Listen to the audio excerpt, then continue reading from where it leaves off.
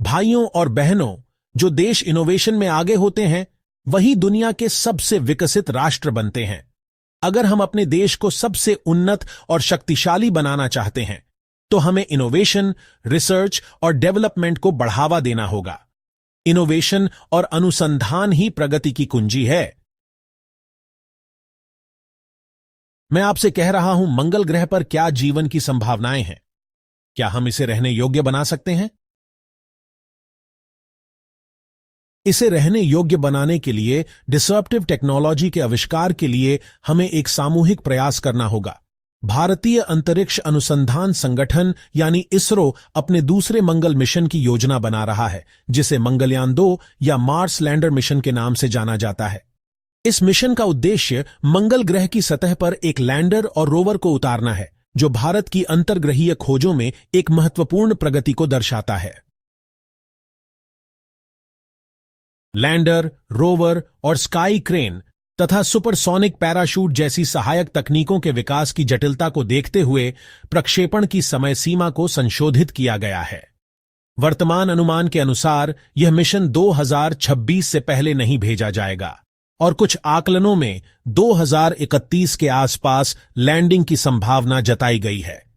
फिलहाल इसरो ने प्रक्षेपण की कोई सटीक तारीख की पुष्टि नहीं की है, क्योंकि यह परियोजना अभी योजना और विकास के चरण में है और अंतिम तकनीकी सुधारों तथा कैबिनेट स्तरीय फंडिंग की मंजूरी की प्रतीक्षा कर रही है। क्या आप जानते हैं कि मंगल ग्रह में अत्यधिक कार्बन डाइऑक्साइड है, लेकिन ऑक्सीजन की मात्रा बहुत कम है? वैज्ञानिकों का मानना है कि अगर ऑक्सीजन का दोहन संभव हो जाए तो मंगल को मानव निवास के लिए उपयुक्त बनाया जा सकता है। नासा की मोक्सी टेक्नोलॉजी थोड़ी मात्रा में ऑक्सीजन निकाल सकती है, लेकिन यह मानव जीवन के लिए पर्याप्त नहीं है। अगर हमें मंगल पर स्थायी मानव बस्तियां बसानी हैं तो हमें इससे 200 गुना बड़ी मशीनें विकसित करनी होंगी और इन विशालकाय मशीनों को मंगल ग्रह तक ले जाना होगा, जो एक भीषण चुनौती का कारण है। क्या हम मंगल पर फोटोसिंथेसिस कर सकते हैं? अगर हम ऑक्सीजन को सीधे मंगल ग्रह पर ही उत्पन्न कर सकें तो यह हमारी सबसे बड़ी उपलब्धि होगी। ऑस्ट्रेलिया के सिडनी यूनिवर्सिटी के वैज्ञानिक प्रोफेसर मैक्स क्रॉसले के नेतृत्व में पहले ही सिंथेटिक क्लोरोफिल का आविष्कार कर लिया गया है। अगर हम इस तकनीक का उपयोग कर मंगल पर कृत्रिम रूप से प्रकाश संश्लेषण यानी फोटोसिंथेसिस की प्रक्रिया शुरू कर सकें तो वहां ऑक्सीजन उत्पन्न की जा सकती है। क्या हम एक ऐसा ऑक्सीजन उत्सर्जन इंजन यानी ऑक्सीजन एमिशन इंजन विकसित कर सकते हैं जो मंगल के सघन कार्बन डाइऑक्साइड को ग्रहण करे और कार्बन को जलाकर ऊर्जा बनाए और ऑक्सीजन को निकाले, जिसका उपयोग मंगल ग्रह पर पहुंचे हुए लोग, पशु, पक्षी कर सकें और पर्यावरण को अनुकूल बनाए? हम ये क्लोरोफिल कपड़ों में भी बुन सकते हैं। मान लीजिए आपके शर्ट में सिंथेटिक क्लोरोफिल बुना हुआ है और आपकी शर्ट एक सोलर पैनल बन गया है जो कॉलर में लगे माइक्रो इंजन से हवा को साफ कर रही है, ऑक्सीजन छोड़ रही है और मोबाइल चार्ज कर रही है। तो आपकी शर्ट एक पोर्टेबल सोलर पैनल बन सकती है। शर्ट कार्बन डाइऑक्साइड गैस सोखे, उसे तोड़े, ऑक्सीजन रिलीज करे, शुद्ध कार्बन अणुओं से ऊर्जा की उत्पत्ति करे और आपके मोबाइल को वायरलेस एनर्जी ट्रांसफर टेक्नोलॉजी के बल पर चार्ज कर दे। यानी आपका शर्ट बन सकता है एक चलता फिरता पर्सनल क्लीन एनर्जी सिस्टम। यह टेक्नोलॉजी केवल एनर्जी नहीं देगी, बल्कि हवा साफ करेगी, ऑक्सीजन बढ़ाएगी।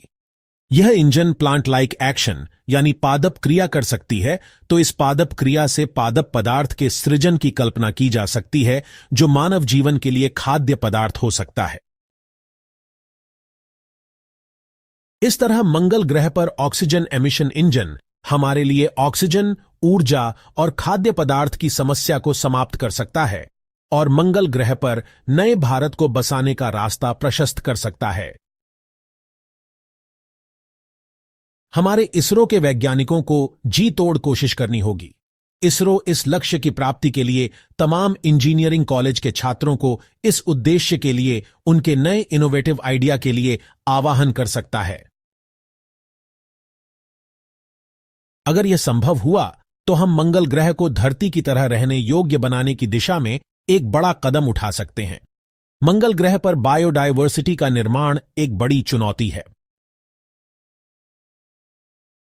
ऑक्सीजन और पानी की उपलब्धता के बावजूद मंगल पर जैव विविधता विकसित करना आसान नहीं होगा। अगर हमें वहां पेड़ पौधे, जीव जंतु और सूक्ष्म जीवों को विकसित करना है तो हमें एक प्राकृतिक पारिस्थितिकी तंत्र यानी इकोसिस्टम तैयार करना होगा। भारतीय वैज्ञानिक और इंजीनियरिंग विज्ञान के छात्र इस चुनौती को स्वीकार करके इसरो में अनुसंधान कर सकते हैं। अगर भारतीय वैज्ञानिक इस दिशा में योगदान दें तो भारत मंगल पर जीवन स्थापित करने में अग्रणी भूमिका निभा सकता है। भारत को 2047 तक विश्व में एक सर्वसंपन्न, आधुनिक और विकसित राष्ट्र हमें बनाना है।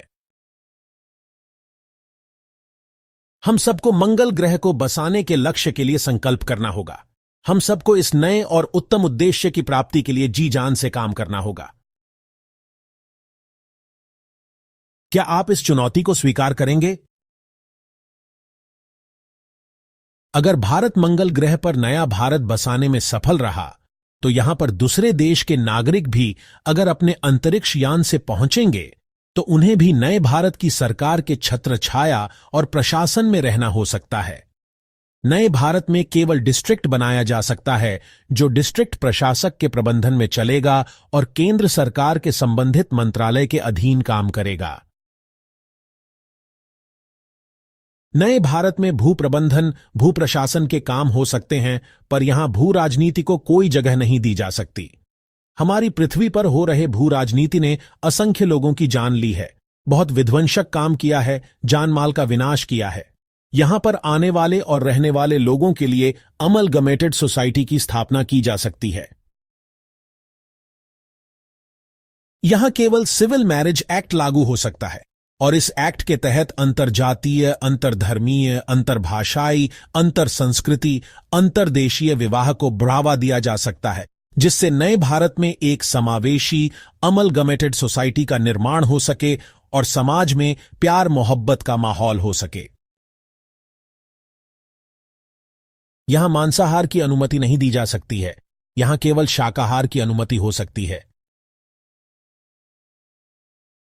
यहां पशुपालन या पक्षी पालन की अनुमति नहीं दी जा सकती जो दूध या मांस या अंडा प्राप्त करने के उद्देश्य के किया जाता है। पशुओं और पक्षियों के लिए उनका अपने घरौंदे की व्यवस्था की जा सकती है जहां वे सब स्वच्छंद निवास कर सकते हैं। गाय के दूध की जगह प्लांट बेस्ड, सूखे मेवे या अन्न यानी जई, गेहूं, चावल आधारित दूध की अनुमति दी जा सकती है। नए भारत के स्कूलों और कॉलेज में दिए जाने वाले शिक्षा का मूल मंत्र होगा सभी पशु पक्षियों से प्यार और उनसे सरल स्नेह की भावना होनी चाहिए। बच्चों को यह बताया जाएगा कि सभी पशु पक्षी में 2 आंखें हैं और 2 आंखों के पीछे प्राण है, जीवन है, आत्मा है और उसकी रक्षा होनी चाहिए। उनसे नफरत कभी भी नहीं होनी चाहिए, केवल प्यार होना चाहिए। इस तरह प्रेमपूर्ण शिक्षा की व्यवस्था मंगल ग्रह के नए भारत में अवश्य ही हो सकती है। यह ग्रह अहिंसक और प्रेमपूर्ण हो, इसरो इसकी व्यवस्था कर सकता है। क्या आप इस दिशा में सोच सकते हैं? क्या आप इस अध्ययन में रुचि लेकर अनुसंधान की ओर बढ़ सकते हैं और मंगल को बसने योग्य और नया भारत बसाने के लिए कार्य कर सकते हैं? सोचिए, विचार कीजिए और विज्ञान और इनोवेशन में भारत को अग्रणी बनाने के लिए अपना योगदान दीजिए। वीडियो में डिसरप्टिव टेक्नोलॉजी के आविष्कार का नया आइडिया अगर आपको अच्छा लगा है तो आपसे रिक्वेस्ट है कि आप वीडियो को लाइक और चैनल मिशन विकसित इंडिया को सब्सक्राइब करें तथा बेल आइकॉन को दबा दें। यह मुझे प्रोत्साहित करेगा आपके सामने एक नई वीडियो और आविष्कार के एक नए डिसरप्टिव आइडिया के साथ उपस्थित होने के लिए। जय हिंद, जय भारत।